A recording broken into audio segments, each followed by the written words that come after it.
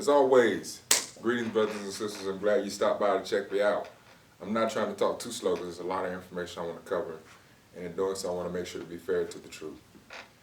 As we have this conversation, some things you're going to hear you might not going to like. There's some things I heard that I don't like. Some things you're going to hear you're going to be like, oh, that works for me. Yes, that's good. But all I'm going to tell you is what I always tell you. The truth will definitely stand by itself.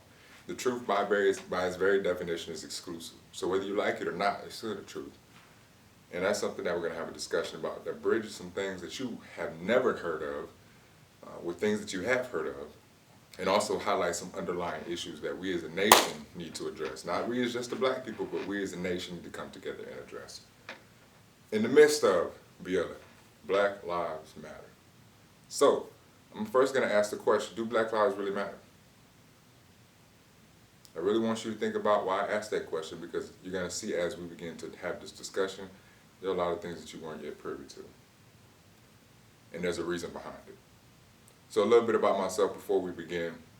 Anyone who really knows me and knows the story and the history of my family, I myself am a Mississippi-born individual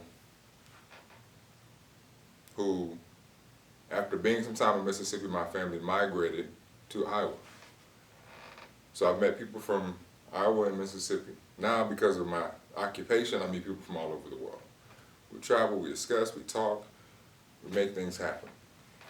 And in the midst of that, let me just talk about a few things so it kind of drives home while we're having this discussion. Anybody who understands Mississippi understands that though black people are 13% of the population, the one state that has the highest population of the black population is Mississippi. You're looking at roughly 40% of its population. In the midst of that, you also would understand that if you truly understand true racism for what it is, the pure evil that it is, Mississippi is a hub of a lot of nonsense that has happened throughout the years, and to this day still does happen. So I've seen, I understood, I know pure racism. Even in my occupation now, there are some things that we will see from time to time that are extremely disturbing. And I say that because evil must be held accountable in every capacity. Now, I'm going to caveat that to saying this.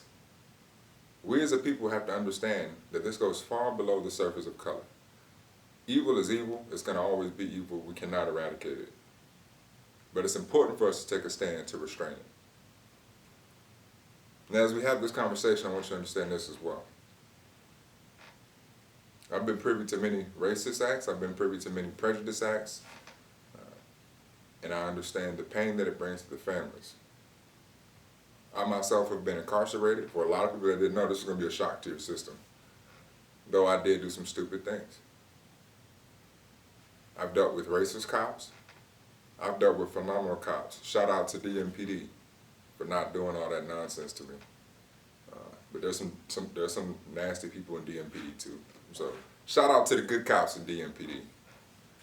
You other places in Iowa that I've been through, you know better. Now, what I will say is this, to further caveat that story. Knowing racism, understanding racism, dealing with racism, and also dealing with the prejudices. When I talk about the prejudices, when I talk about how people respond based off of what they think about a certain color group, you're not going to if you're not black and you're listening and you're talking to a black person, ask them about how they feel when they get their receipts checked at Walmart, knowing that the 5 people in front of them that weren't black didn't get their receipts looked at all. It sucks. And we understand how those prejudices are infiltrated in our society. But I want to target the systematic racism. And I know that's a buzzword for many. Some will try to, if politics is your savior, some on the conservative side will try to say systematic racism isn't a thing. And there's others on the liberal side that would say systematic racism is the greatest threat to society, but they'll never actually give you certain instances of it. But I'm going to highlight systematic racism for what it is. And it doesn't help either party. If politics is your solution, is your savior. And we're going to wrap that up toward the end as well. Now, as I further introduce this scenario and we begin to talk about this, let me also tell you that the prejudices such as any of those that I know in my occupation, we travel a lot. So I've been in the airport 19 times. Out of the 19 times I've been in the airport, the 3 times I was in uniform, I was never inspected. Never had a random search. The 16 times that I was not, no, I lied, 15 times. 15 of the 16 times that I was not in uniform, it's a lot of stuff to recollect over the years. I was not in uniform. And out of all those times, there was only one time where I was not inspected randomly. So I understand the prejudices, and I understand the pure acts of evil racism. All those things must be held accountable. And if we're really looking for a solution, then we have to deal with the evil as the evil is, in all sides. Now, earlier this week, I made a statement saying that, some people, they immediately tear down or don't want to listen to anything I say because I say I do not support the organization of Black Lives Matter. And it must be said now that for those who care about the equality of black life, should not be misconstrued and confused with the organization of BLM. Because as you will find out today, we're on separate pages. We're not fighting for the same thing. Stand by and we'll definitely talk about it. And as we begin to talk about this, I'm going to first start off by playing a little clip. A clip from one of the founders of BLM, Patrisse Cullors. And I want you to understand the ideology behind the organization of BLM.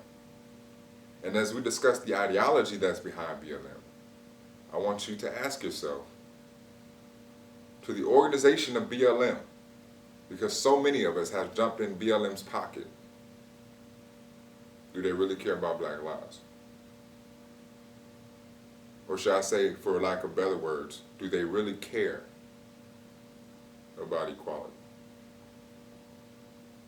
Do they really want to deal with the biggest issues? And ask yourself, since police brutality is at the forefront right now, large stage global impact, is police brutality the greatest issue in the black community that we're struggling with? So without further ado, let us begin. Because one thing I would tell you before we have this conversation is I can't stand the systematic nonsense. What do I mean by that? The prejudices that underlie New York City Police Department when 88% of their police stops in 2018 were black and Latinos. 10% were white. But 70% of them were completely innocent. That's nonsense. What else can't I stand? The war on drugs, Anti-Drug Abuse Act, 1986. You got 100-to-1 sentencing disparity for crack cocaine. Powder crack versus, or should I say powder cocaine versus crack cocaine. 5 grams of crack cocaine, 5-year mandatory minimum. The people impacted the most, the black community. 2/3 of the users of crack cocaine are white and Hispanic, but 80% of those arrested were black. 5-year mandatory minimum. It takes 100 times that of powder cocaine to get the same sentence. But now, the black community, which was targeted, now we have a bunch of felons who now lost their right to vote, and who now have lost their right to defend their homes. I have a problem with that. It's sad that even in the military culture that I'm in, it's easier to separate someone because of smoking marijuana. But yet those who have committed domestic violence and have beat their wives, they can bounce back in their careers. But the marijuana smoker, nonviolent act is forced out the military. I have a problem with that. And I've talked to many senators over the years, many legislators over the years. Some have been extremely helpful, some have sucked. But there's some things that we have problems with, and there's some issues we need to address. I have a problem with nonviolent suspects being murdered after they're being detained and literally are no threat. I have a problem with that. And there are many people who are listening to this. When I say those things, you have the same problem with that I do. Because we as a people are not ignorant. But I still don't support BLM. And now you're about to find out why. Roll film. Always wanted to say that. But no, seriously. Let's listen to this clip. He was concerned, or is concerned, that that there's a lack of perhaps ideological direction in Black Lives Matter that would allow it to be to fizzle out, as he said, in comparison to Occupy Wall Street. As you are advanced in your own organization, as you all are headed to Cleveland to participate in this Black Lives Movement conference, how do you respond to that particular critique? Again, a loving critique from an elder of the struggle that some others share, that I've even shared as well, to be frank, as a concern about, in part because of the co-optation and the appropriation, that a more clear ideological structuring might be of some value here. But how do you respond to those kinds of, again, loving criticisms? I think that the criticism is helpful. I also think that it might, I think of a lot of things. The first thing I think is that we actually do have an ideological frame. Myself and Alicia in particular are trained organizers. We are trained Marxists. We are super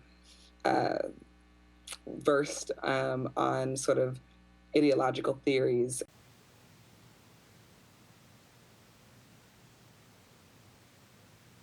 Yeah, that's the face I'm making. For those who understand what they just heard, that's the face I'm making. I'm going to educate those who don't. Because I seem to always just kind of slightly brush over this. But clearly our young generation ain't been educated properly, which is going to make sense when you understand what Marxism does and how they can control their value. Train Marxist. You know, there's a video that further surfaced when I really started looking into this, and you know, one of the icons in the Black community is Angela Davis, and she had a conversation with Alicia Garza, and I never agreed with Angela Davis because I knew Angela Davis was a communist, because Marxism and communism, same intertwined.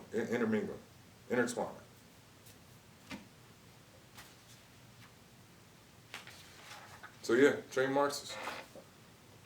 But let me specifically highlight why I don't support BLM. And as I do this, understand that we do need to combat the racial disparities that exist.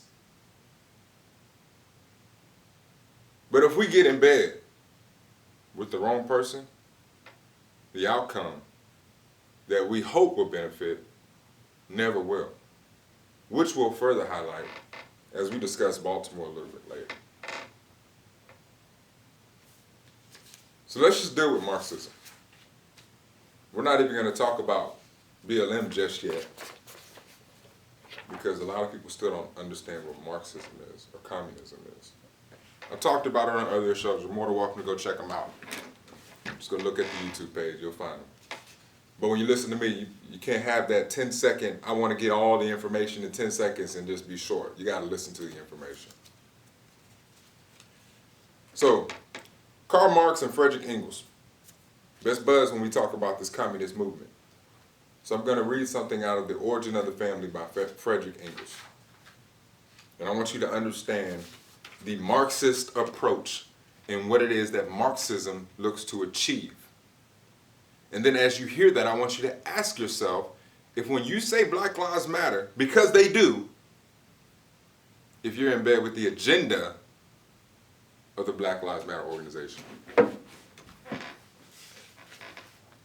Let us get started. First, we're going to have to talk a little bit about the reality that Marxism does not like capitalism. Now you'll see why capitalist production is under attack, and we'll discuss the strategies that they use to do so using their own information in their own words. So this ain't coming from me. This ain't no assumption. This ain't no ideological theory. This is the reality of what's been spoken. So capitalism produces, free contract. Listen to Frederick Engels about how this has to be effective on the Marxist side. In order to make contracts, I'm starting on page 96. I'm going to jump around a little bit. So if you go look at The Origin of the Family by Frederick Engels, you'll have this communist outlook. And also, if you want to learn more about communism, you need to go look at the Communist Manifesto that breaks down the eradication of the family, breaks down the abolishment of policing, the abolishing of the prisons, the eradication of God. You want to read all that, go look at what they stand for. Everybody always wants to read the good history. Read the bad history too, because we're about to repeat it if we ain't careful. Free contract, page 96. In order to make contracts, people must have full freedom over their persons, actions, and possessions. Honestly, I should be able to stop right there, but we're going to go even more in depth. They must furthermore be on terms of mutual equality. I don't know about you, but when I say Black Lives Matter, because I know my people aren't ignorant. A lot of times it's just a matter that we weren't given the information. Because when we are given the information, just like how a lot of people assume Uncle Tom to be this idiot who just serves people based off of color and isn't really a strong black man, which is a complete lie. But once you educate the people and they have the facts in front of them, or they know where to look for them, it's amazing what happens out of that. My people aren't stupid. Man, y'all better stop looking down on us because of the color of our skin, if that is what you're doing because you think we can't catch the information. Because I can't wait till the black community hears this. Because this ain't what I was fighting for. This ain't what I've been fighting for. Let me keep going. The creation of these free and equal people was precisely one of the main functions of capitalist production. This is straight from Frederick Engels himself. I want equality. I don't want white privilege. I don't want black privilege. I want equality.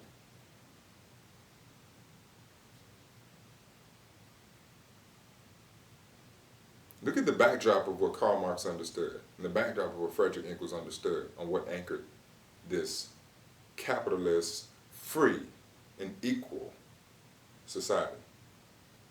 It says, since the Lutheran and Calvinist Reformation, the thesis was accepted that a human being is fully responsible for his actions, only then when these actions were due to full freedom of will. And it was held to be a moral duty to resist any compulsion for an immoral action. We're going to really get into the immoral piece a little bit later, but I want you to see why this happens. So the first thing I would say to you is, if you ascribe to be a Christian, which, don't get me wrong, there's a lot of people who watch this who aren't Christians and they could care less. But if you ascribe to be a Christian, you're going to see exactly why BLM is counterintuitive to everything that you learn, everything that you stand by, everything that you believe, the freedoms that you expect your children to have, the equality that you desire. It's counter. But let's just further go into this even more.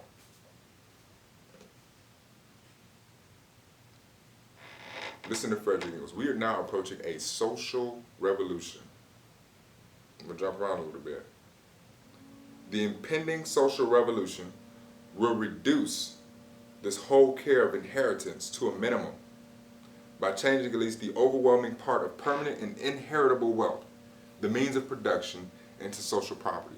You know the problem that Frederick Engels and Karl Marx had with capitalism, and the reason why they wanted to control what you do, what you're taught, your property, and they wanted it to all be social property, community property. The reason why they had a problem with that is because the family in a capitalist society becomes the economic hub of wealth. You do successful, you're able to pass that down as an inheritance to your children. But to further caveat and add to that is because we're in a free society of capitalist production, free market, if your children, despite the wealth you've given them, decide to sell their stuff, sell their property, sell their land to free market, and do what they want, it is at that point in time that they're accountable for it. Now, as much as I would like my kids to understand, hey, this land that you may have as an inheritance is something you should keep, that's still their decision to make. It's not mine. And it's definitely, I want to cuss, but I'm not going to. It's definitely not the government's decision, if you think the way I think. But let us continue, because I want you to catch this. Communism, Marxism, does not like this mindset. It's counterintuitive and combative to the biblical doctrine. With the transformation of the means of production into collective property, the monogamous family ceases to be the economic unit of society. You know, the reason why that is because a monogamous family, husband and a wife, they reproduce. They continue to have kids.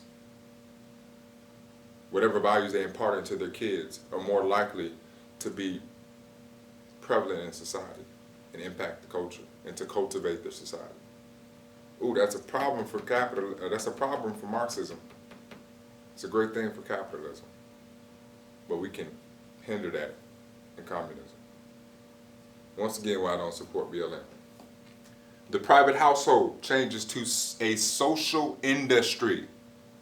You think the sacredness of your home...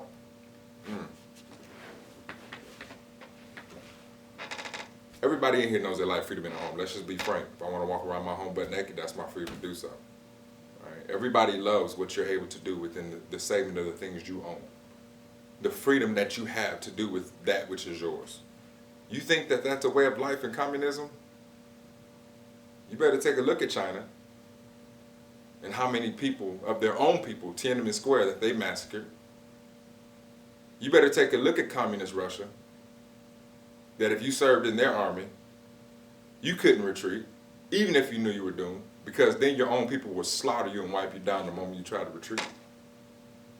Communism is in the business of eradicating its own people. Communism is in the business of having no fear of God, because they make themselves out to be God,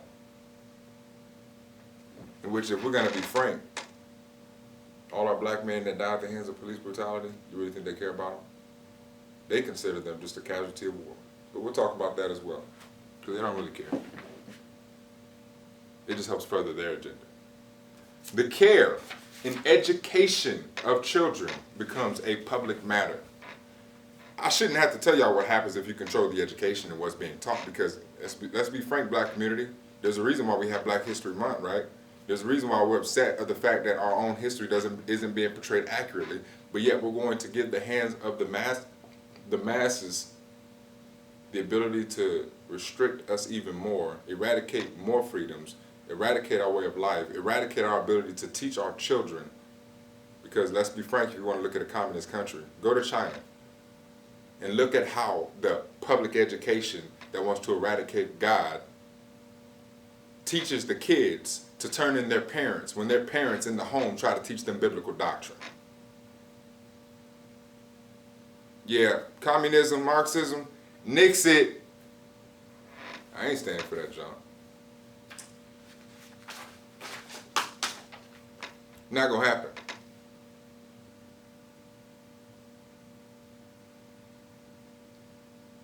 That, my brothers and sisters, is a fundamental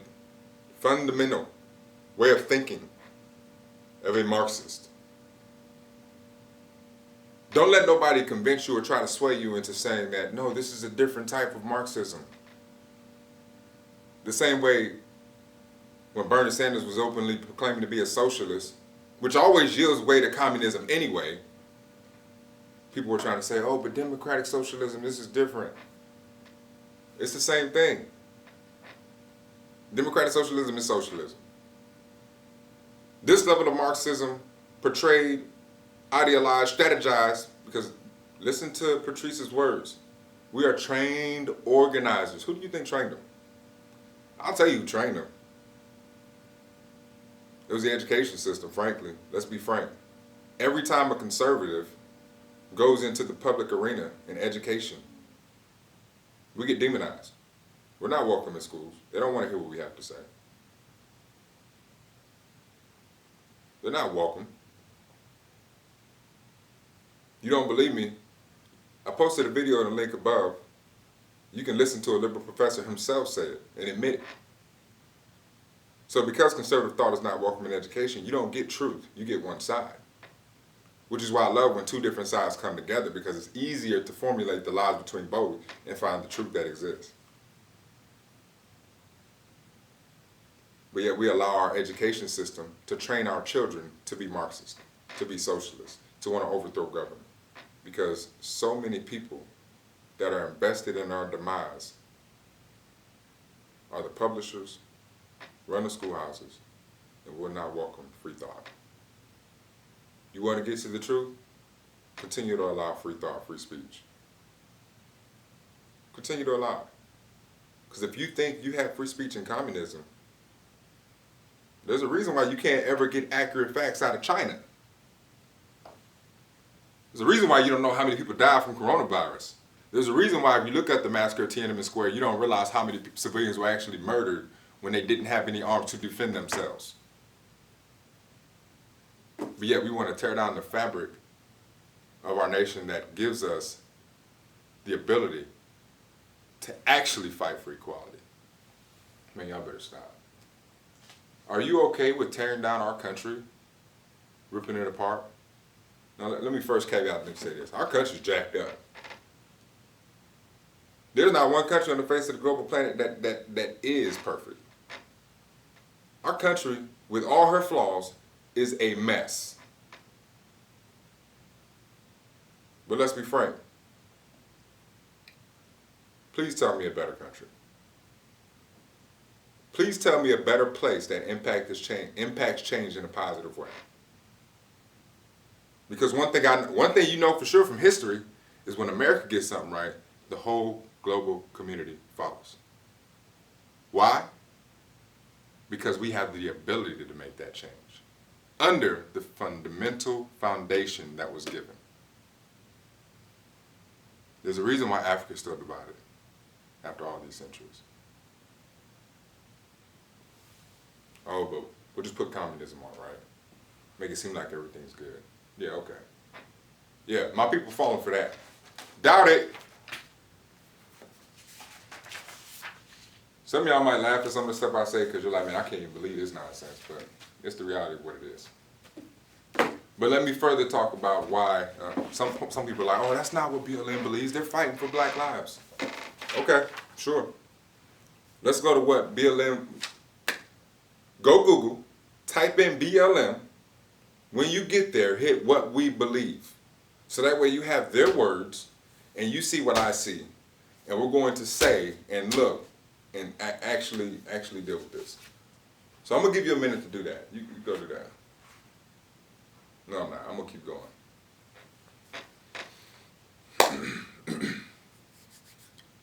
Y'all about to learn so much. And I thank God that we're people that show love to learn. But let's not be the ones that ever learn and never come into a knowledge of the truth. Because once again, we're going to go deeper and deeper and deeper. We're not only going to talk what they believe, but we're also going to talk strategy, we're also going to talk solution. What we believe. If you're there on the website, you're more than welcome to feel free. I'm still going to jump around because I'm just going to hit these straight up nuggets. But I want to give you a full context. Their mission that they say is to build local power and to intervene when violence was inflicted on black communities by the state and the vigilantes. That's what they said their mission was. Notice they use the word was because the mission has changed. What they say they were doing was just a caveat to get buy-in from us so that way they could go for their own real agenda. I ain't gonna try to use two big words right now. Normally, I might sound sophisticated, but I ain't gonna lie, with all this, it's easy to get frustrated. And I don't think when I'm frustrated, so it is what it is. But that's what it was, because it's changed. We want justice. We want equality. What do they want? They say it began to connect black people from all over the world. They were enraged by the death of Trayvon Martin and the acquittal of George Zimmerman.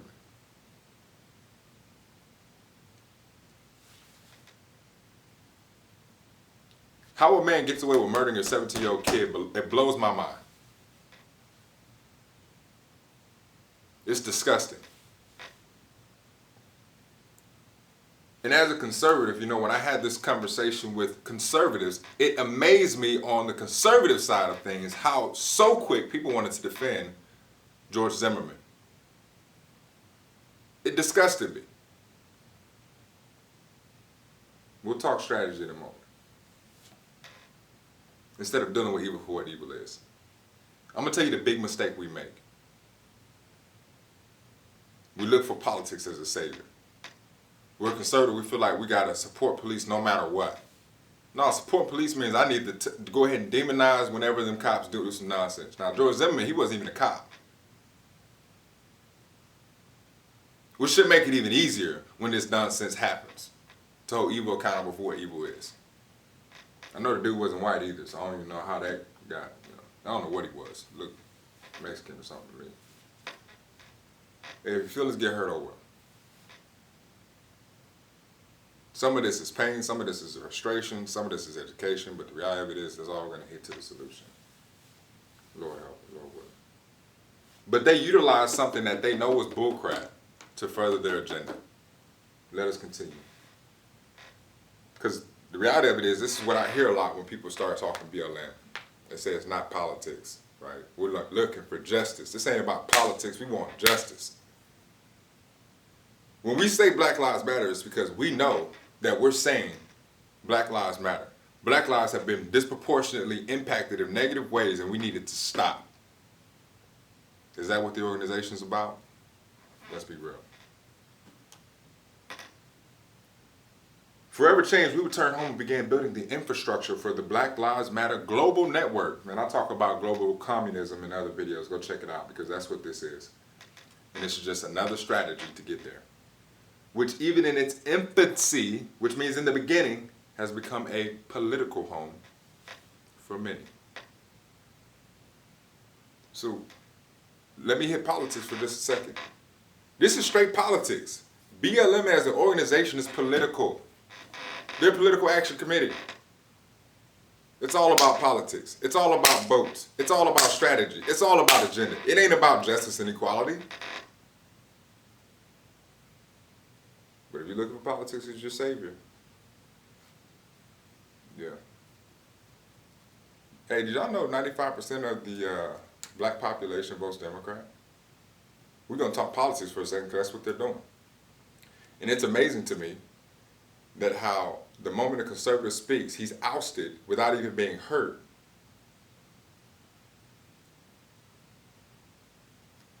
Because BLM as an organization clearly demeans and demonizes any conservative.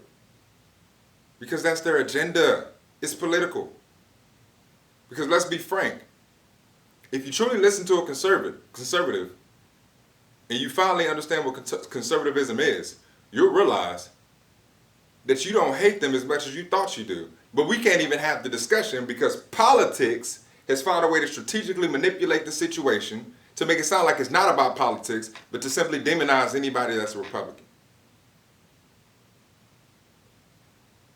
I'm a conservative. And a lot of people think that the objection is, oh, well, how could you vote for this racist white man? I'm going to talk politics because that's exactly what they're doing. But they're doing it secretly. I'm bringing it openly. If politics is your savior, which it is not mine, and we're going to further talk about solution why, because I hate when people say just go vote. If politics is your savior, they already won because they stopped you from hearing the other side anyway. They're doing the same thing the schoolhouse is doing to suppress conservative thought. So instead of coming to the truth, You're just coming to reiterate the same things you've been taught. Don't let them manipulate you, people. They're looking down on us like we're dumb and we can't do our own research and we can't figure out the facts and we can't aim for the truth. Man, that's bull crap. Every single one of you, men and women created by God, in God's image, you know dang well this is foolishness. So to counter the objection, how could you vote for racists? Let me just say it like this in a minimalist way. If the election comes down to Trump and Biden, and politics is your savior. Let's be frank. They're both. If you're convinced, well, let me just say it this way, because I like being frank. If politics is your savior, what do you do when you find out they're both racist?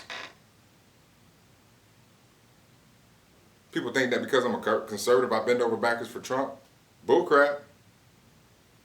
I'm a conservative based off of the values and the strategy that are used to impact the things that matter most. But don't let somebody silence that. This is politics when it comes to BLM. And if you're stuck into politics, you're already stuck on one side, which is why 95% of the black vote always goes Democrat. But does that mean that that's the best solution for us? Because let's face it, politics does have a lot of ground in the legislation that we have to deal with.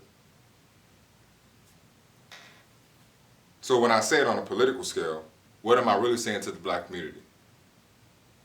Just because somebody's a conservative doesn't mean that they support racist white people. If you consider Trump to be a racist. Trump has done some stupid things. Some stupid things. But you know what goes unheard of? The $100 billion growth initiative that goes into the black communities. That was helping our communities. The First Step Act. Go look up what the First Step Act is. First Step Act, go look at it. Go look at the over 1,000 inmates who are able to commute their sentences more than 70 months on average and get back to their families to rebuild their homes. That's conservative thought. So before you trash it and don't listen to it, you might want to listen to what's really going on without just simply saying ain't nothing being done. Because tell me this, if you want to look at politics, tell me the good and bad for both sides. Don't just tell me that, oh, you're racist, I don't want to hear you. Joe Biden and Trump, let's say they're both racist. And you are one of them people that say, I'm going to vote for the lesser of two evils. Okay, put them on the same scale. Look at everything else. Look at welfare. Look at criminal justice reform. You tell me, does it help or does it hurt the communities? What's going on? Who's doing what? Then let's have a conversation. Now, politics, throw it out because I'm sick of it. It's not the fix. But they admit to being a political home for many.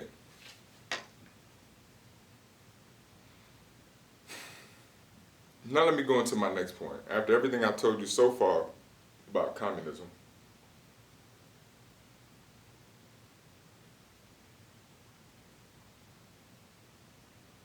I'm going to highlight some strategies to you on how it's gotten to this point. Listen to the way they talk about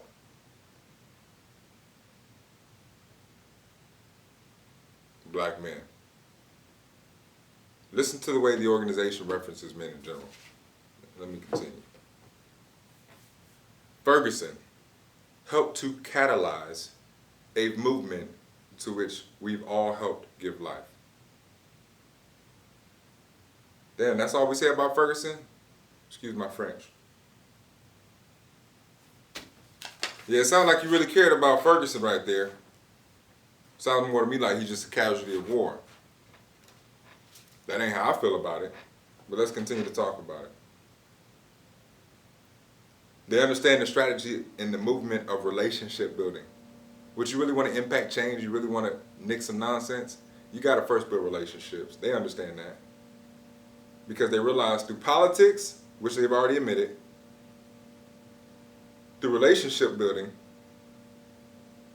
and through people's grief, they were able to shift culture with what they say is an eye toward the dangerous impacts of anti-blackness. But they're shifting culture. Let's face it, politics is running the world right now. I'm gonna jump down. We intentionally build it. When you think of Black Lives Matter, when you think of the fight for justice and equality, is what you hear now, based off of what they believe, what you were fighting for? We intentionally build and nurture a beloved community that is bonded together through a beautiful struggle that is restorative, not depleting. Restorative, not depleting. We're going to readjust that once again when we talk Baltimore. And I'm talking the good, the bad, and the ugly of Baltimore. They are guided by the fact that all Black Lives Matter regardless. Listen to what comes out first. Because I'm going to tell you right now, it ain't the agenda that they use. It's not the fact that they deal with police brutality to further everything else. You can see what people really are fighting for when you look at the priority listing and what they speak about. And right now they've used the death of 2 of our young men to catalyze a movement. Tell me what else you hear about men. Listen for men in this. And since I'm not going to read everything, go read it. And tell me what else you see about men in this. And you ask me if it's restorative and not depleting. They need not qualify their position, they say. They say, we are guided by the fact that all Black Lives Matter, regardless of actual or perceived sexual identity. Oh, that's the first thing they talk about. Gender identity, that's the second thing they talk about. Gender expression, that's the third thing they talk about. They're telling you what their agenda is, based off of the category they put it in. Economic status, ability, disability, religious beliefs or disbeliefs, immigration status, or location. So when we talk about the injustices and the racial disparities that plague our prison system, or that plague our criminal justice system, you're telling me that sexual identity, gender expression, these first 3 priorities, they're the ones that are discriminated against? Sounds like a hijack to me. But let me continue on, because they're letting you know their agenda. We make space for transgender brothers and sisters to participate and lead. We are self-reflexive and do the work required to dismantle cisgender privilege and uplift Black trans folk, especially Black trans women who continue to be disproportionately impacted by trans antagonistic violence. Yeah, show it to me. Show it to me, please. Because the one that they attempted to show on national TV, well, yeah, we found out he was trying to manipulate some stuff with some actors, huh? Yeah, that really worked out. But yeah, you want to get on the backs of the civil rights movement, and you want to manipulate this agenda, which clearly is your first and foremost agenda. And you want to use immutable characteristics of Black skin with expression. Yeah, okay. We build. Let me first say this about this social construct nonsense, right? It's amazing to me how we get away from absolutes and we want to get into subjective constructs. Subjective social constructs. So if in fact these social constructs are true, I want to ask you a question. Since you want to be considered a woman, even though biologically you are a male, you want to be considered a woman, and I must bow down and call you her. Well, because communism, they definitely gonna force that or just kill us. And I gotta bow down and affirm something that is in fact not true. Well, check this out. From now on, I want to be a white male who doesn't deal with any type of racism. I want to be a white male who, when I go in the airport, I can go through security without getting checked. I want to be a white male that never gets my receipt looked at when I walk outside of Walmart. I want to be a white male that when I got pulled over when I was 17 and held at gunpoint for no particular freaking reason just to get let off, I want to be a white male that doesn't have to deal with that. And because I feel that way to be a white male, it must in fact be true. And because it must be true, I don't have to deal with all the racism. It's amazing how that argument topples when you look at objective realities or subjective nonsense that is being forced down the throats of our children in grade school, high school, in college, even in Christian universities. It's ridiculous nonsense. Let us continue on before I get too frustrated, because like I said, we're going to go deep. Answer the questions I present if you really want to have a legitimate, objective, reasonable, truthful discussion. Okay, let's talk truth. Let's not talk subjective truth, like truth by its very definition isn't something that, it can be inclusive of all. Look, 2 + 2 is 4. When was 2 + 2 ever 3? It's the dumbest thing I ever heard. You can't change truth. But in order to eradicate God, you definitely got to eradicate truth, huh? That's a good trick of communism, huh? We built a space that affirms that black women is free from sexism. Black women, that affirms black women, y'all forgive me, and is free from sexism, misogyny, in environments in which men are centered. Oh, this is where the truth comes out. This is where the truth comes out. Look at how BLM as an organization talks about the man. Look at how they reference the man. All right. You got your 3 founders. Just go take a look at, we'll talk Patrice Cullors specifically, her female wannabe described husband, and the lack of her ever mentioning her father despite the fact that she grew up perfectly fine. Look at how they deal with men, because there's a reason behind it, under communism, and we'll talk about it. So all you women that have young men in your home, you might want to think about this for the future and the posterity of our children and our children's children, and the 13% of our population that's been stagnant forever.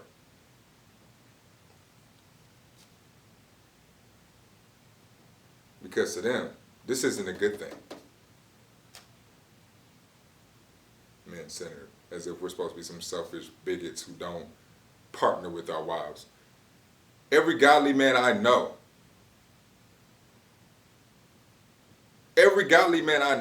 who is anchored in the Word of God and stands by the word of truth, you don't treat this woman like, oh, you're going to center the world on me and do what I say. That's bullcrap. That's nonsense. And for the ignorant men who do that nonsense, thank you for manipulating and messing up something that was already great and causing people to have a reason to want to tear down the monogamous relationship that furthers the economic society. Family is the root of economic success. We make our spaces family friendly, they say. That's such a lie. We enable parents to fully participate with their children. We dismantle the patriarchal practice that requires mothers to work double shifts, so that the mother can they can mother in private even as they participate in public justice work. We disrupt the Western prescribed nuclear family structure. We disrupt it by supporting each other as extended families and villages that collectively care for one another, especially our children, to the degree that mothers, parents, and children are comfortable. To the degree that mothers, parents, and children are comfortable. Yeah, screw the men, right? Because you think they're talking about men when they say parents. They're talking about mother. You want to know how you know they're talking about mother? Because everything else is dealing with women-women relationships. We foster a queer affirming network. When we gather, we do so with the intention of freeing ourselves from the tight grip of heteronormative thinking. BLM as an organization does not care for black men. But yet, for some reason, somehow, some way, you're going to want to try to convince me and BLM, when you admit to being a Marxist, and I understand Marxist communist thought, you're going to try to convince me that you truly care about Eric Garner. You're going to try to convince me that you truly care about Michael Brown. You're going to try to convince me that you truly care about Trayvon Martin, Walter Scott, Philando Castile, Stephon Clark, Ahmaud Arbery, George Floyd. Yeah, I'm convinced. Let me just hop in there and buy all your logos, buy all your shirts, and continue to fund your Marxist agenda.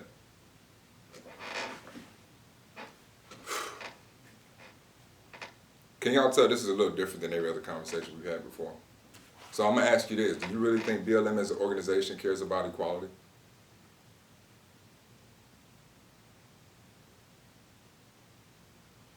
I'm not convinced.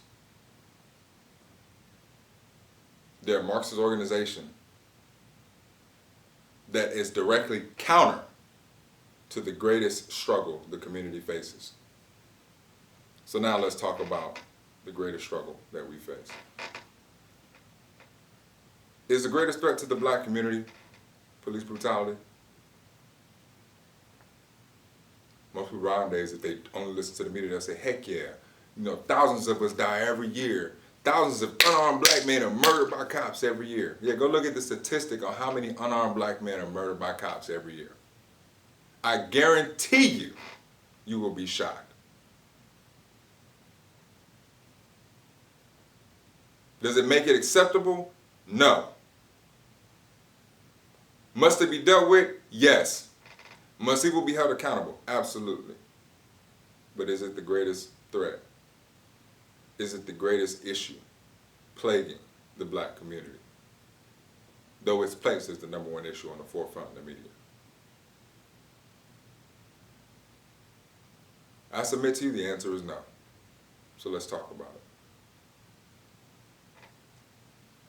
Now, as we had this discussion, we're going to talk about what's really going on. You already know a little bit about communism. Now, I definitely want you to become even more educated because we have to understand the strategies that are used to continue to prevent our success and our equality. And when I say I, I'm talking about the black community. And part of that, hey, if you ever really want to find a good read, go check out the Willie Lynch letter. And you see the systematic ideology that was used to turn black folk on black folk, to manipulate us into hindering and hurting our own progression. Because that's the most effective tactic. Then we add the other systematic racisms when those don't work out. So that way we continue to hold our community down. Let's really talk about what's going on.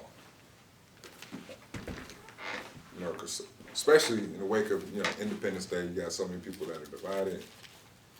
Hey, look, my family, we celebrated Black Independence Day. We had a good kick out with the whole team at work. And we celebrated Independence Day. So you want to call me a bigot, Uncle Tom, I'm cool with Uncle Tom for sure. You call me that all you want. Call me a coon, go ahead, feel free. Ain't gonna hurt my feelings. I'm glad you have the freedom to do so because you're in a free country. Wouldn't happen anywhere else. Hey, you want to talk smack about me? I praise God you had the freedom to do so. And I would defend that right to the death of me for you to do so. So I'm gonna pop this word open. Look, I know y'all laughing at, some of y'all laughing at me like, man, this dude's Bible is tore up. Man, I got plenty of Bibles. But you know what they say. Hey, you find a Bible that's all out of whack and messed up and tore to shreds, you'll find a man who isn't.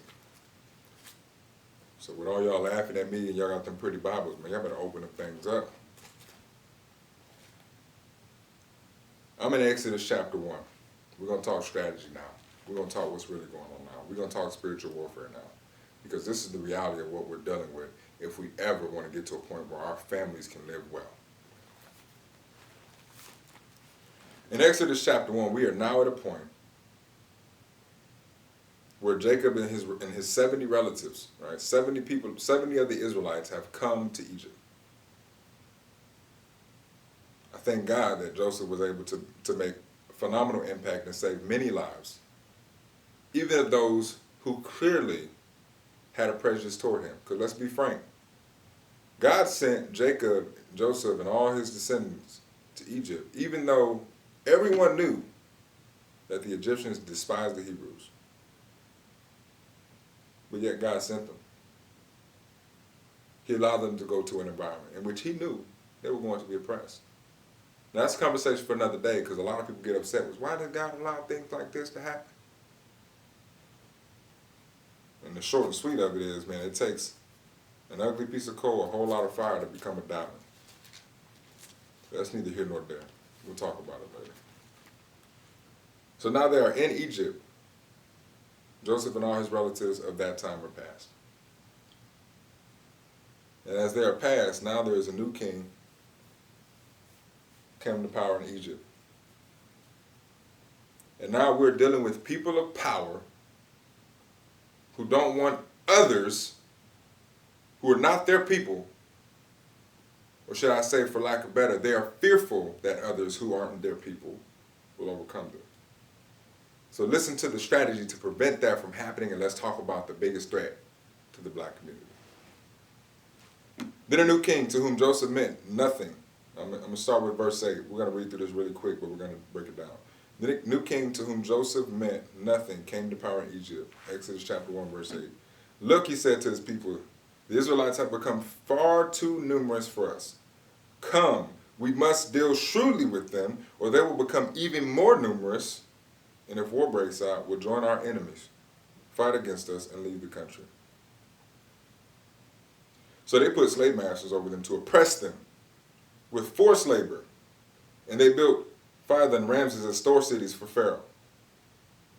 But the more they were oppressed, the more they multiplied and spread. You know what amazes me about the strength of the black community?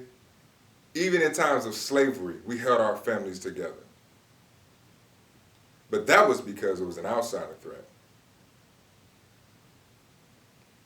Until we began to hurt our own. So I submit to you, because if you don't already know it, I'm going to tell you what the greatest threat to the black community. It's the breakdown of the family. The breakdown of the family is the greatest threat to us 13%ers of the population that have been stuck and stagnant for years. It's the breakdown of the family, which comes in many different elements, but we'll talk about it.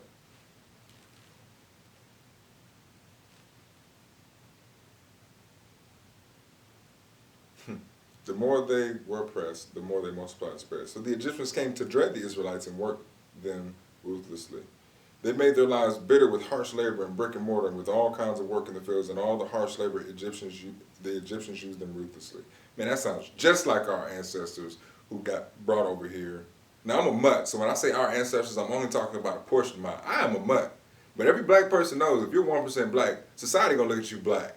So out of my black ancestors that came to this country, enslaved and built America, well, that's a whole nother topic. You want me to go back to Africa, but it was my ancestors that built America. Man, y'all better bump that. Yeah, go to Africa. I guarantee you're not accepted. I've been to other countries.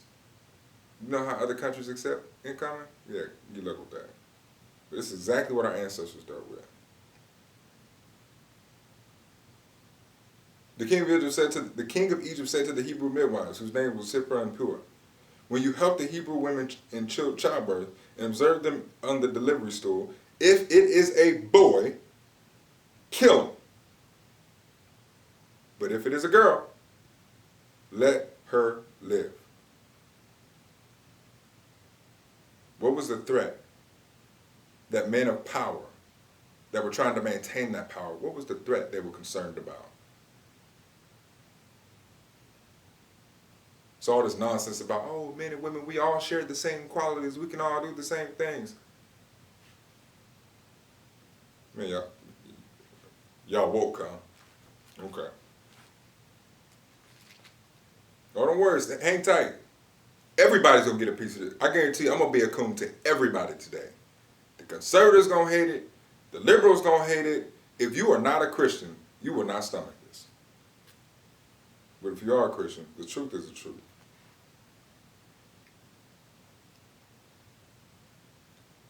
The midwives, however, feared God and did not do what the king of Egypt had told them to do. Thank God for God-fearing people. They let the boys live. You think communists are God-fearing people? No. They admit they want to eradicate them. You eradicate God, you eradicate truth, you make it what you want to make it, you do what you want to do. Then the king of Egypt summoned the midwives and asked them, why have you done this? Why have you let the boys live? The midwife answered Pharaoh, Hebrew women are not like Egyptian women. They are vigorous and give birth before the midwives arrive. So God was kind to the midwives, and the people increased and became even more numerous. And because the midwives feared God, he gave them families of their own. What was the blessing in all this? It was the increase of the family. What was the fear in all this? For those who had power and wanted to manipulate their power for selfish gain. It was the increase of the family. The economic impact of the family. You think people are concerned with the black family when we only comprise 13% of the population?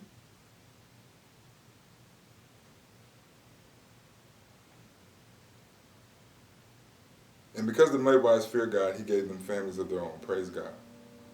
Then Pharaoh gave this order to all his people. Every Hebrew boy that is born, you must throw into the Nile, but let every girl live. Hashtag restore the family. That's the new movement. If you really care. Because it's the breakdown of the family that we're struggling with.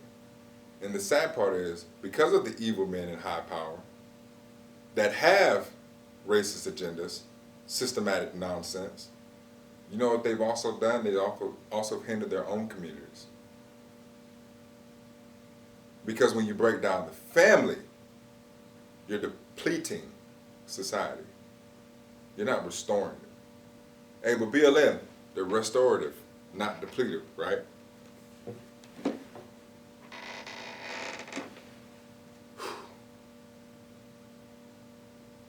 So we got to talk about it. We got to talk about it.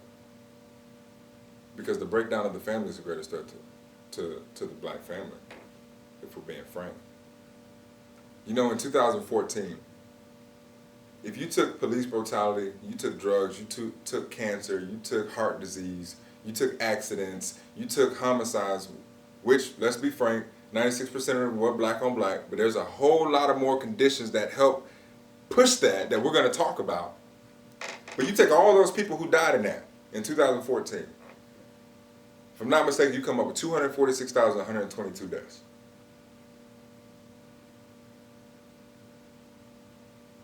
Go check it out for yourself.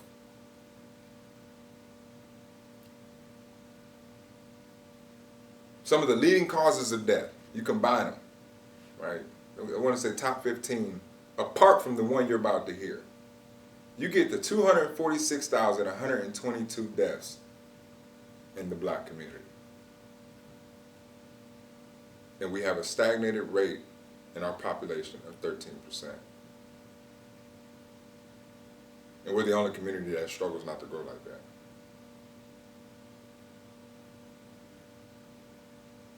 And then you look at the rate of abortion in America. Oh snap, let me turn it off. I knew there was I knew he had an agenda. Oh, don't, on my choice. Hey, before I even talk about abortion, you know what's amazing to me? What's absolutely amazing to me? Even though it takes a male and a female to create, and even though man had part in making the life that God intertwined in the womb, we're told that we can't say anything about what women do, as if it truly is just them that they're impacting and not the life of our child. But what even amazes me even more is when I get into discussion with diehard feminists who, when I see true feminism, I see a woman who can own what God gave her as a woman and be strong in doing so. Who's respected by her husband as much as she respects her husband, and we grow together as a family. But when I get with these radical feminists, they tell me that, oh, you have toxic masculinity. You need to speak on your feelings more. Look, my feelings are for me and my wife to discuss. When I come out in society, I come out as a strong black man, as all of my brothers do. And we impact change and we affect our communities in ways that better the family. What happens in the center of my home is sacred. And that's where those feelings that you want me to express come out. But when I talk to them about that, they get upset, like they got to force me to say certain things and act certain ways, and men have feminine characteristics. But then when I tell you, don't kill my child, it's a problem, but you want to tell me how to speak? Can't have your cake and eat it too. We're either going to communicate together on what we both should be doing, but all this whole, we got to stop centering on men and women run the world, that's bullcrap. a notion I do not subscribe to. Men and women are here to help each other. We all have different gifts from God. The men's role is to protect the home. We can deal with the nonsense. But don't dare think for a moment that they're saying that my wife isn't valuable. Because it's the women who impact the next generation the most. It's the women that though I may go collect a check, that money don't mean a dang thing besides making sure that my family has everything they need and my wife can continue to be the strong woman that she is. She's not belittled just because you may feel belittled. So all this nonsense about I can't speak on some nonsense, that's nonsense. Men, speak up when it comes to protecting the life of our children. Because once again, it's a trick. It's a mentality that we used in slave days where when someone would come to us and we see our brother being taken away from us and we're scared that he's going to get to go and get to abandon our family, we talk smack about him so the slave master would take somebody else. Oh, no, he's dumb. He can't read. And we got so accustomed to tearing each other down as a means to defend, protect, and to prevent the absence of our family, that now we've gotten to a point where we're doing it in a way that is truly hurting us, despite the fact that equality has come immense leaps and bounds. Let me stop. I digress. Abortion. So when I said those other deaths, 246,122 deaths, look at abortion in 2014. You got 259,336,000 black babies murdered in the womb. Individual lives, which, let's be frank, someone else kills your baby from shooting you in the stomach or running into your car. Double homicide. When you kill your baby, you're gonna tell me it's you and it's not its own separate life? Bullcrap. That is a tactic used to get us to kill our own so that 13% stays stagnant. That is an attack on the family, and our job is to restore the family. That's restorative if we stop the abortion. That's not depletive. But to sit here and think, oh, we can just have a bunch of sex and do whatever we want and feel free to live how we want to live, and that's restorative, that's horse. That's nonsense. So as we continue on in the attack of the family, I'm going to play another video clip I want you to listen to. And we'll talk about the strategies used to do such. Take two. To the show, and Merry Christmas to you. Thank you. I appreciate it. Merry Christmas to you. All right. How did you get involved with Black Lives Matter? Actually, myself, Alicia Garza, and Opal Tameti, after the George Zimmerman acquittal last year, we created the hashtag Black Lives Matter. Uh-huh. And we created that hashtag from a place of grief, but also from a place of wanting to declare that Black lives matter, and that is important that we, as a nation, really look at the problems of race in this country. And then, obviously, this year the hashtag has just taken on a life of its own.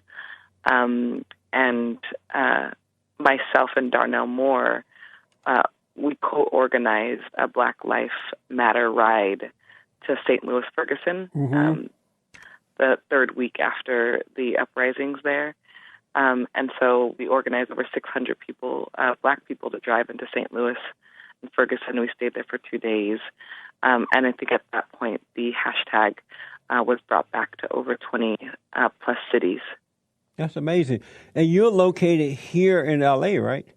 Yep, Los Angeles, California. Explain to us some of the demands of Black Lives Matter.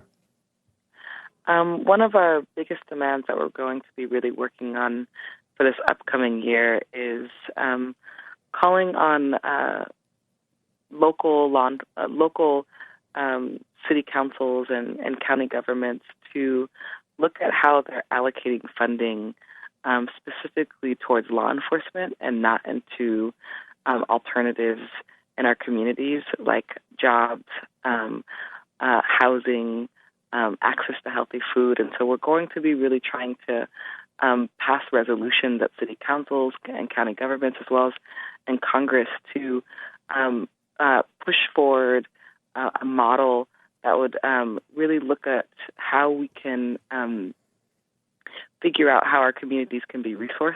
That's not just about resourcing law enforcement. So you're using this occasion to get more government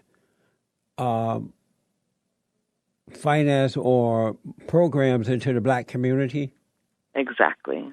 But isn't that's one of the primary reasons that black people are, not all but most, are so morally bankrupt, is because government has been taking care of them for the last 50 or 60 years or so? Government is hurting them rather than helping them. Why do you want more government programs in the black community? I think that I don't know if it's government that's been morally bankrupt. No, well, it's the Or government black that folks has been helped. morally Right. bankrupt by the lack of government services. No, not the lack of. Too much government support has devalued black Americans.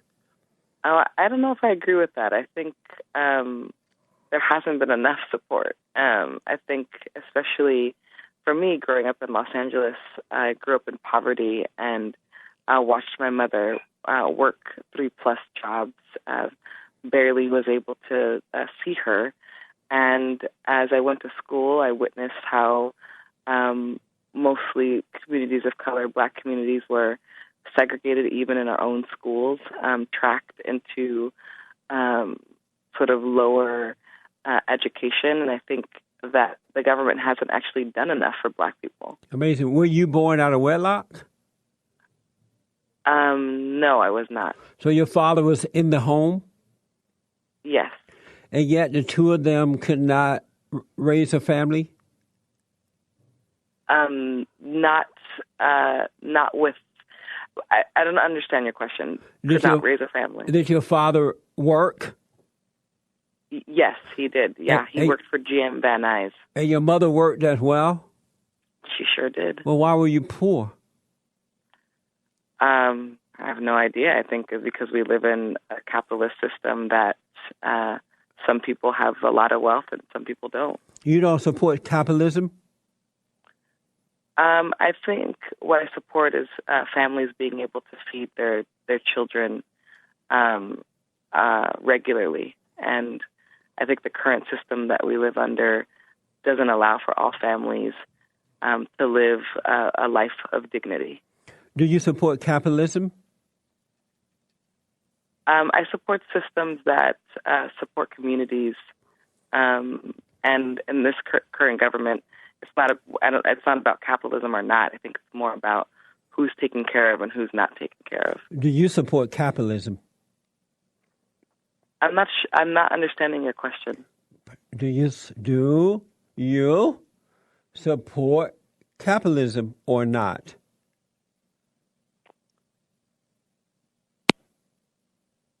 He hung up.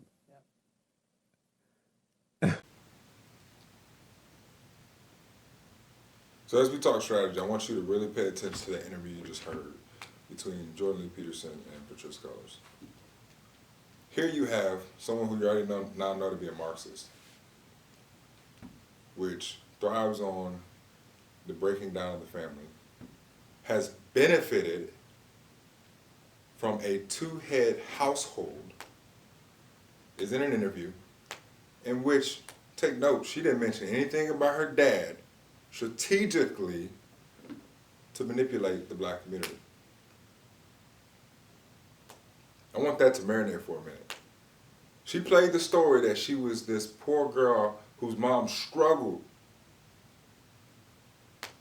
tooth and nail to try to put food on her table. Which was, if you pay attention to the rest of it, was a bold-faced lie. Which brings up 2 points. One, she's strategically manipulating. Go ahead, look up Patrisse Cullors' father's information. She tries not to talk about it. Now, could there have been some tension and some issues within her home? Absolutely. But you deny the fact that economically, you didn't want to deal with that to admit you had a father. because you realize that people aren't stupid, and they will know if you said your father worked for GM right out the gate and your mom worked as well, that you didn't grow up poor. So in order to fit the mold and try to portray this agenda like people need to care and you need to play victim, which is what they try to convince men to do that are black, in the black society in general to do, play victim, like we're too dumb to stand up, be strong, and do what needs to be done. No, you want to play victim to try to manipulate your own selfish motive agenda with you and your female wannabe husband. Then also take note that she specifically targets capitalism in doing so, which if you go back to what I spoke about with the Marxism earlier, you realize they don't want capitalism because they realize the economic impact of the family. Therefore, you have to break down capitalism and you have to break down the family, which is evident in the fact that she did not even speak of her father, which further is indicative of the fact that you intuitively know that people aren't dumb when they hear mom and dad in the home. Because the homes that have two parents are the homes that are more apt in the black community to survive. And in order for the black community to thrive, you can't have families with a mom and a dad. Got to be a mom and a mom or a dad and a dad, but it can't be a mom and a dad. Somebody hit the bell. Ding! Point for this team over here. So that's the strategy she utilizes to try to manipulate our people group in the black community and try to further her selfish motive agenda in the religion of sex and in Marxism. Ain't got nothing to do with equality or caring about black lives. But you should already know that based off everything we've talked about.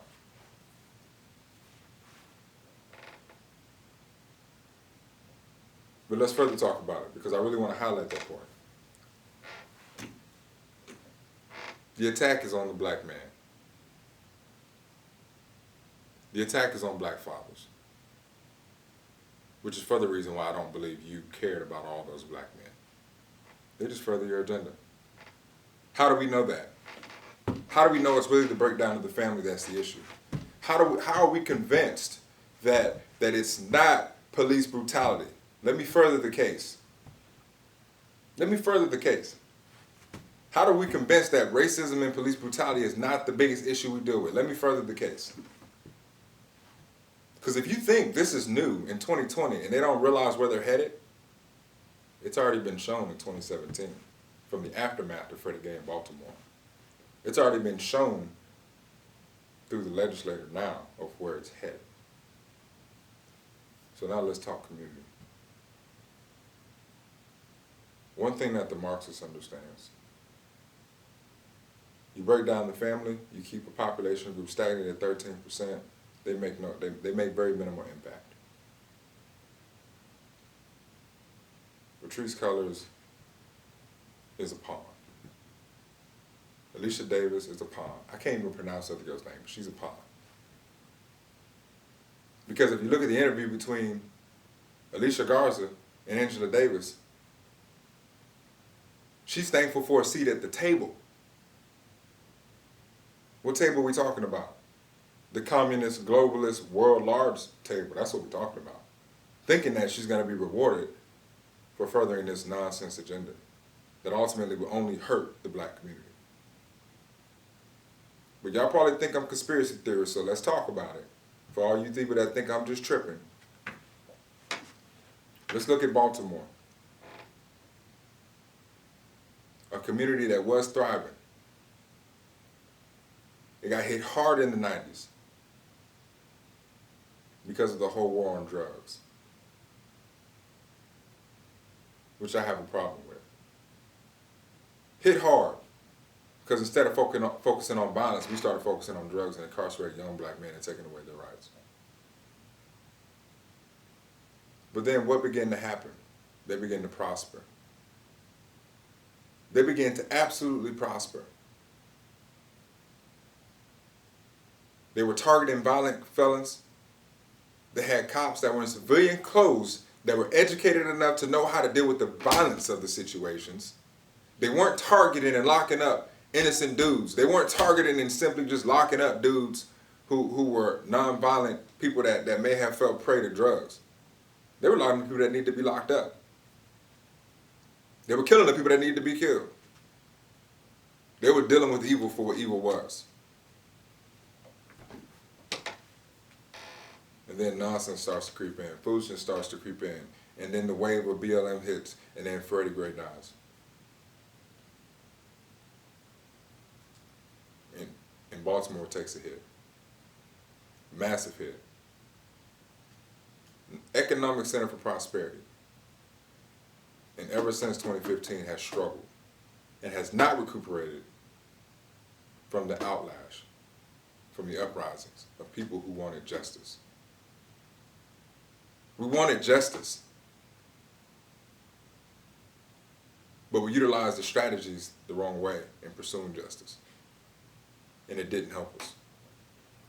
Now, as I talk about Baltimore, I want to really highlight something. I posted a video with MLK earlier. I noticed people don't like listening to long videos, and they don't really care about our forefathers who were wise. MLK condemned rioting. Yeah, he said it was the voice of the unheard. But he also said he condemned it because it was socially destructive. Now, does that mean we just beat up on black people for rioting? Heck no. He understood the pain of the unheard, and he also condemned the conditions that produce the rioting. The conditions of the breakdown of the family. Yeah, let's see who's all woke. So now you have this rioting that takes place in Baltimore. The city goes to crap. In lieu of overturning and making things work, last year we're looking at Baltimore. Right? When I think of Baltimore, I think of the Rwandan genocide. That's what I think about. Black people killing just a bunch of black people, nothing ever having any growth, no justice being served, because now you've eradicated the ability to police, which is communistic in its thought. And the people who do need protection don't have it. And the people who have the means to hurt do. The selfish people who have the means to gain. So now you have a city that was once more than 60% black and now is 45% black as of last year. The majority of your city council is black. Your chief of police is black. Your deputy chief of police is black. The majority of your command staff is black. Your mayor is black. And your attorney general is black. But yet the city's getting worse. The families are further depleting. And the solution of uprising that we thought was going to help us in receiving justice pushed us further into depleting our own communities, and pushed us further into a state of dependence on others to come help us. Instead of what needs to happen, of us standing up, being independent, and correcting and fixing our communities. And they had a system in place that was beginning to work, that held people accountable for when they were evil, and that took care of people when they needed it. But ultimately, the city has been getting torn down ever since. Here we are, 5 years later, and the city is unrecognizable. People don't want to return. We're gonna lie. I'm not even gonna say lie. Are we convinced that our pursuit for justice, that's gonna work? It's not what MLK would have done.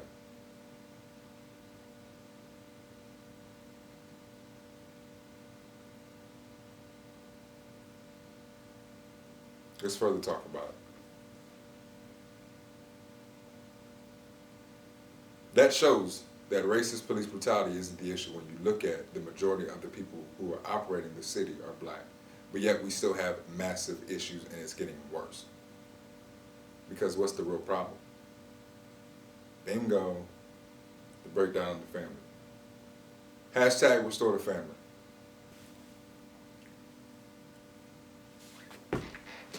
So as we talk the 60s,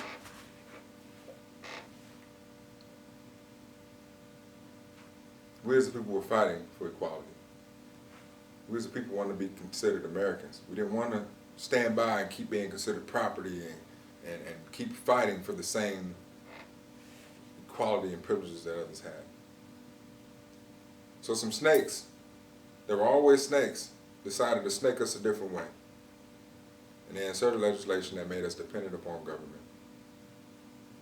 That made government our savior. That made politics our savior. And ultimately hindered the black community more than what it was. There was a liberal who spoke about the rate at which, at that time, America as a whole, 5% of our homes were single-parent homes. In the black community, the figure was 25% were single-family homes.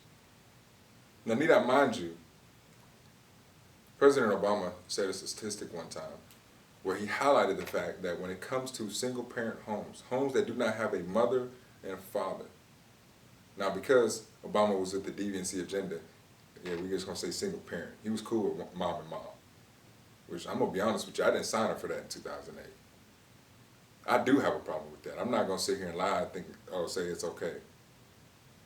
I disagree with the alternative lifestyle, 100%. It's never productive. Just as much as I disagree with any type of evil act or sin or anything regarding. But because I disagree with it does not mean that I hate the people who do it. Someone chooses an alternative lifestyle, despite my disagreement, I will fight tooth and nail to make sure that no one will ever oppress them and take their life in a way that is unjust or inhumane. I will lay down my life for people that I disagree with in this free country. But don't force me to bow down to your agenda. I can love you and not accept you. And that's another lie that's for another time. But listen to what Obama said at the time. I want you to remember that in the 60s, we had 25% of our family homes, one-parent homes.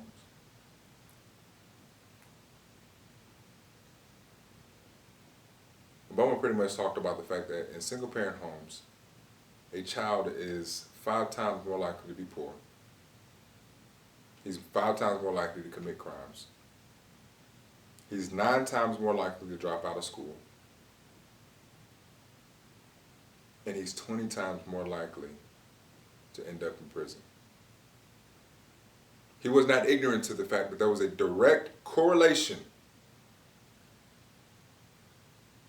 to single-parent homes and the issues that break down the family. And I'll be frank, there's a lot of things Obama did I don't agree with.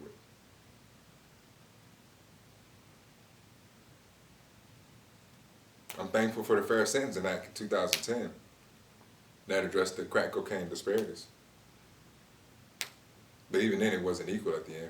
Instead of 101 sentences, and now we're down to 18 to 1. But there's a lot of things he said that I disagree with. A lot of things he did. Because let's be frank, he helped the immigrant community, he helped the lesbian LGBTQ movement, QIJ, QS movement. But did he really deal with the issues that broke down the family and black communities? Disagree. I don't think so. Call me what you want. And another thing that drives me nuts, stop putting Obama, MLK, and Malcolm X on a poster like they all thought the same. The ideologies are totally different with totally different outcomes. The way we think does have consequences. I want you to listen to a quote from Booker T. Washington now that you know that statistic about the home. It's all about the money, right? Y'all ever heard growing up, just follow the money? He said there's a class of colored people who make a business of keeping the troubles, the wrongs, and the hardships of the Negro race before the public. Having learned that they are able to make a living out of the hardships, they're able to make a living out of their troubles. They have grown into the settled habit of advertising their wrongs, partly because they want sympathy. Let me go ahead and play victim. And partly because it pays. This is Booker T. Washington. Shout out to Booker T. Washington, Clarksdale, Mississippi. Love the school. Some of these people do not want the Negro to lose his grievances because they do not want to lose their jobs. Oh, we can't play victim.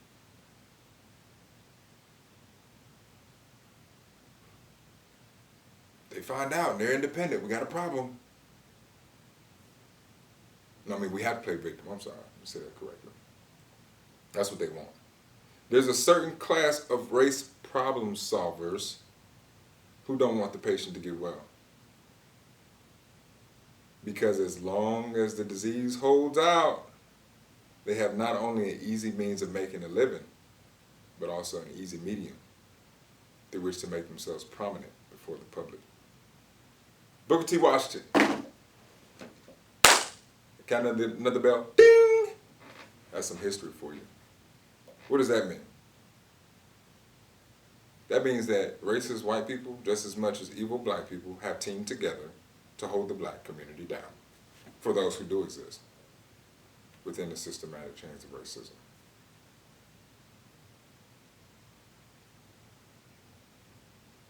So that 25% I was telling you about, the liberal raised the flag and he said, man, this is not good because of the correlation between single-parent homes and what happens of it. So we got to do something to make a change. We invested ourselves into the welfare system in the 60s. You want to topple that with the war on drugs in the 80s? We went from a rate of 25% of our black family homes being single parent to now where welfare has incentivized single family homes, because let's face it, you're going to get paid more, and to where the criminal justice system based off of the war on drugs is further incarcerating and taking the rights of men and destroying the homes. So that 25% is now jumped up to upwards of 75%, with direct correlation to all the wrongs that it brings. But yet conservatives want to look at me and say, what about black on black crime? I recognize that we're killing our own people, and I'm outraged just as much as I am the killing of an unarmed black man detained in custody who is not a threat. Just as much as I'm outraged by the abortions of our children. Which, if you really want to talk about systematic racism, let's not ignore the fact that though the black community is 13% of the population, we're 80% of the abortion clinics stationed in the black community. That's systematic racism. Welfare, that's systematic racism. Sentencing disparities, that's systematic racism. That involves and entails the breakdown of the family. Should I digress? That's the biggest issue facing the black community. So don't tell me to get upset when hundreds of thousands of my black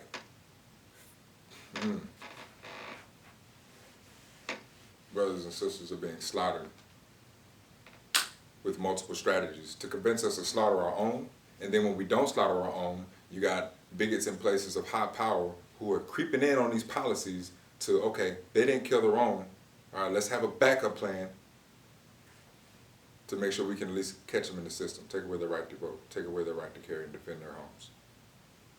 Oh, but we also need the backup plan of the new religion of sex, which, let's be frank, has hijacked the Black Lives Matter movement because it was never really about the injustices toward those black men. It was more about furthering the sexual deviancy agenda. Ding, ding, ding! That's some strategy for you. You still convinced that police brutality is the greatest threat to the black community?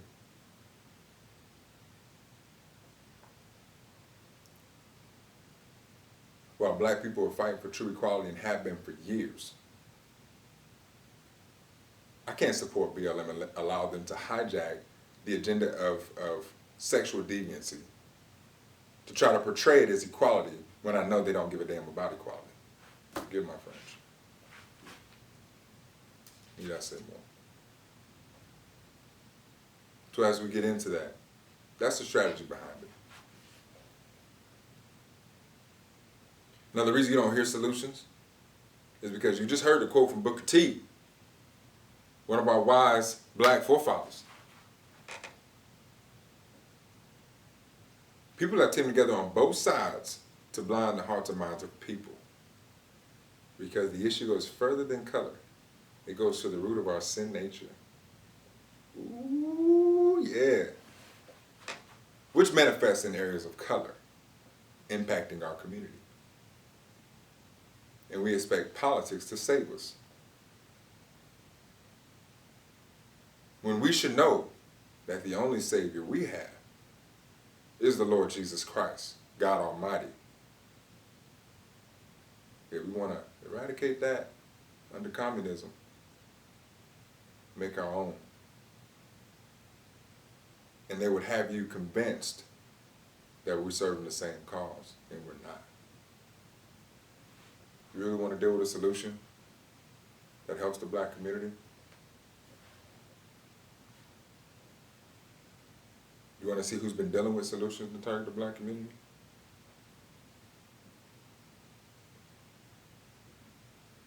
Did you know that even though we're 13% of the population, we have the largest prison population in the prison cells? Because once again, you got to take away the man. Notice they're not dealing with or attacking the woman. They're dealing with the man to prevent the success of the family, to keep our black community stagnant at 13%.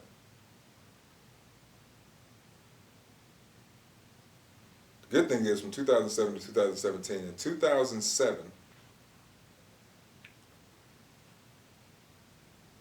you had 592,900 black prisoners of a prison population, with federal and state prisoners. You had 499,800 whites, 330,400 Hispanic. While the number of Hispanic and whites has stayed pretty similar, the good news is the ethnic gap is starting to lower. So there are some disparities that have been dealt with. There's progress. We ain't done yet.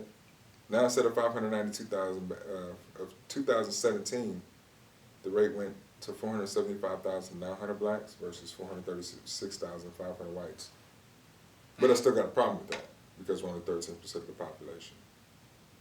So let's be frank. Let's deal with the nonsense in the prison justice system. Let's deal with the fact that a large percentage of people are being stopped simply because they're black. And let's deal with the real issues. First and greatest solution. Here's the plug. Bing! Oh, here he goes pushing his agenda. Well, the only solution is Christ. There's a heart issue within the black community that we have been convinced that it's okay to kill our own children. A heart issue within the black community that we don't realize the messed up nature we have where we are. 96% of us, out of all the homicides in America, over 50% of them are black on black. So within the black community, we are slaughtering ourselves. 96% of the black people, 96% of the black people who died by homicide were due to black on black crime. It's a heart issue. Does it excuse the white ignorance? No. But I submit to you, greater issues we got to deal with. And we don't need someone else in politics to be our savior to do so.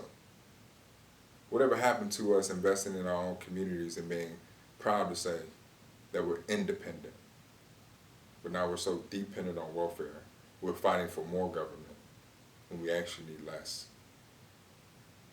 We're playing victims and we're asking for handouts when we're stronger than that.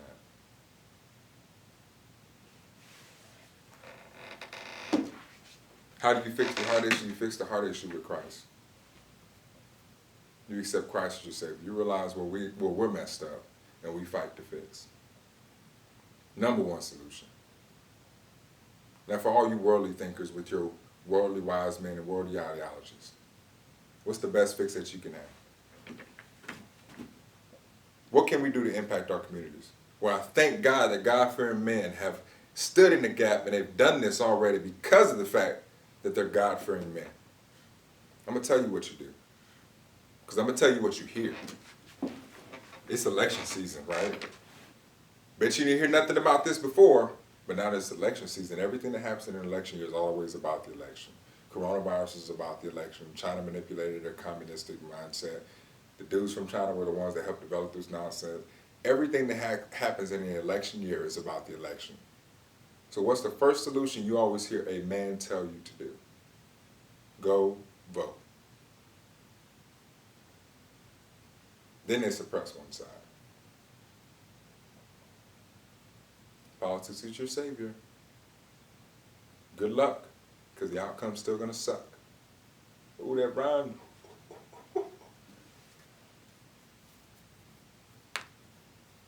Getting started. So, worldly fix. I'll tell you what the worldly fix is, but it'll always struggle because if you don't have a godly foundation, it's gonna fall apart anyway. But the worldly fix is to get godly men in places like their communities, invest in their communities to teach these young men that it's critical, absolutely critical, to restore the family, to build the family. So shout out to all those men who have invested in their families and have been investing in their families and their communities for years. Shout out to Kumbatai, who has been investing in their community for years. Shout out to Glenn Stevens, who works when he didn't have to invest in the young men for years. Shout out to all my brothers and sisters in arms, who despite the fact that we're considered coons and bigots, fight for equality for years, investing in their community for years, leave work after working 16-hour shifts and go into their community and invest into their youth and youth camps for years, with real fixes that impact the community and restore the families. All my brothers and sisters in arms, you know who you are, that we have literally went through the mud, the trenches, hell, and high water to deal with injustices and to deal with evil and hold evil accountable for what it is, to prevent people from being oppressed and to give them a chance of the same equal opportunities that we have. That's the real fix. A real fix that nobody wants to talk about. Why nobody wants to talk about it? Well, let's just be frank. Ain't no money in it. These colors can't get rich on that. What? Ding! Call out what it is. That's the real solution. Did you know that Patrisse Cullors wants to abolish the prisons? That was her focus before she started the BLM movement. Abolish the prisons. And people think when we say defund the police, they're talking about putting more money into the community programs, more welfare, which has already messed us up and caused us dependency. No, they're talking about abolishing the police. You think any black men want to become cops in our communities to make a change? Now that they realize that even black cops are being demonized? Man, this is about the haves and the have-nots. At least that's what they want you to believe. Marxism is about the oppressed and the oppressor. And regardless of your color, whenever you have more than the other, Marxism comes after you.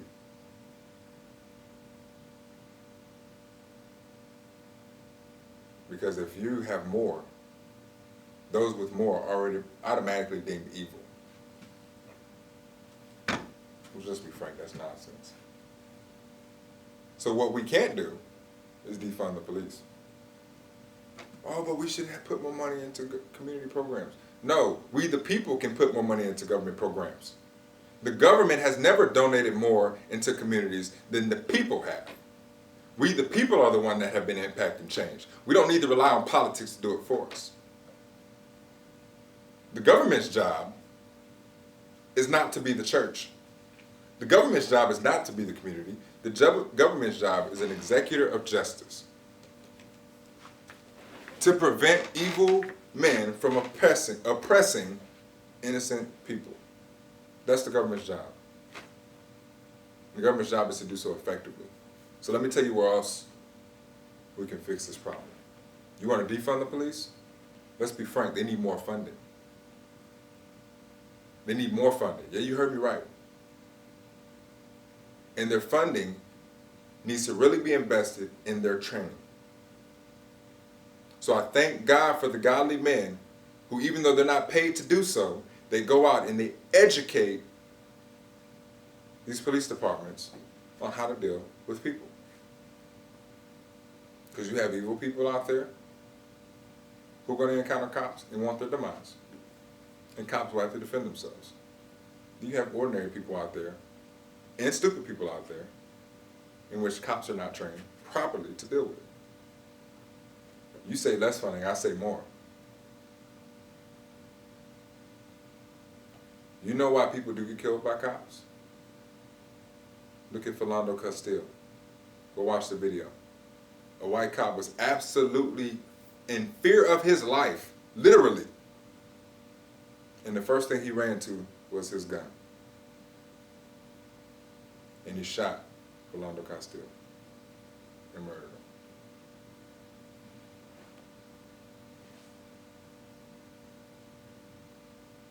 But if you invest in education, two things happen.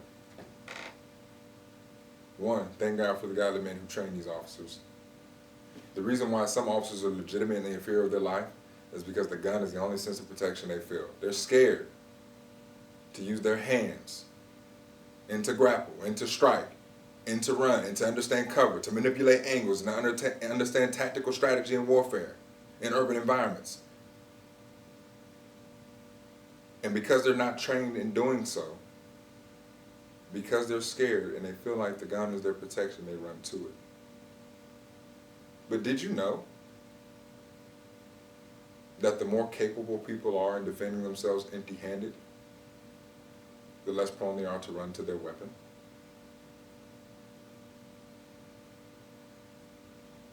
You know what else education does? Evil gets an excuse when it hasn't been trained. You abolish funding for the police, there's no cops. But you divert it and you lessen funding, there's less education. Because there's less education, cops cannot use the excuse, I didn't know better. Because let's be frank, there's some evil cops out there. The majority are not. But for the ones that are, if they have been educated, they understand the impacts of cardiovascular restraints to the neck. They understand, hey, 7 seconds, someone's out. 40 seconds, you're looking at death. And they understand these things. You might not be able to eradicate evil, but now you have eradicated the excuse that evil can use, which makes it easier to hold evil accountable for what evil is. Ding! But we just spitballing real solutions. But I don't want the video to go too long, even though it already has.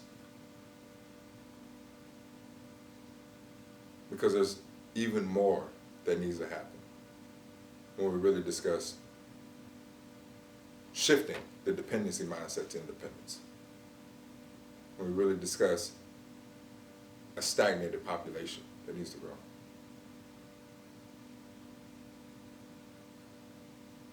That was put in place by true racists, high men, and high places that have pretended, just like Satan, to be an angel of light. I'm helping you out. That have meant for your demise. And we must address things that both the Conservative Party and the Liberal Party have put in place that do not help the black community, i.e. the war on drugs, in which 25% of our black men are incarcerated at any given time for non-violent offenses. And you wonder why America has the largest prison population in the global community. Ding! Let's not go too far into it. Because the root of this is this. We're dealing with a depraved heart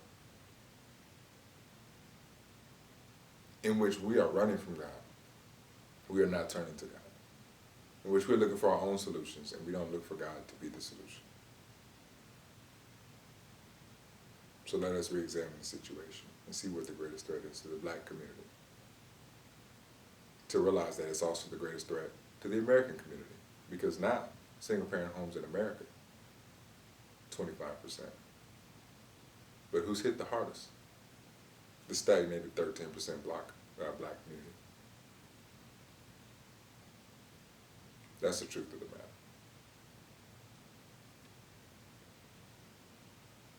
So I pray may God keep you. May He mold you. May His wisdom guide you as we continue to navigate this in the restoration of our families.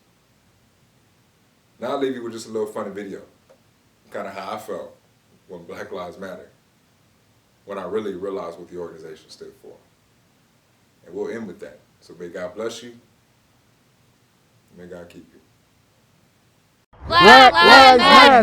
Black Lives Matter! Black Lives Matter! It's time we rise up and demand justice. Right now. We must do the work required to dismantle cisgendered privilege. Those heterosexuals. Those straight people. We must defund the police, and our white allies will lobby Congress to disarm every American, so we are no longer shot by the police. And once we remove every Confederate statue and piece of history we don't like, all white people must kill themselves. I was not expecting that. Their whiteness makes them the cornerstone of systematic racism. So we ask all white allies to use your privilege and sacrifice yourself for the greater good. No, I like white people. They got the best customer service. Then we take over city blocks and declare them communist utopias. What does that have to do with black people? Everyone works for the government. Everyone pays a carbon tax. Absolutely no borders. No private property. Yes. Joseph Stalin. Yes. Lenin. Marxism. Nothing to do with black people.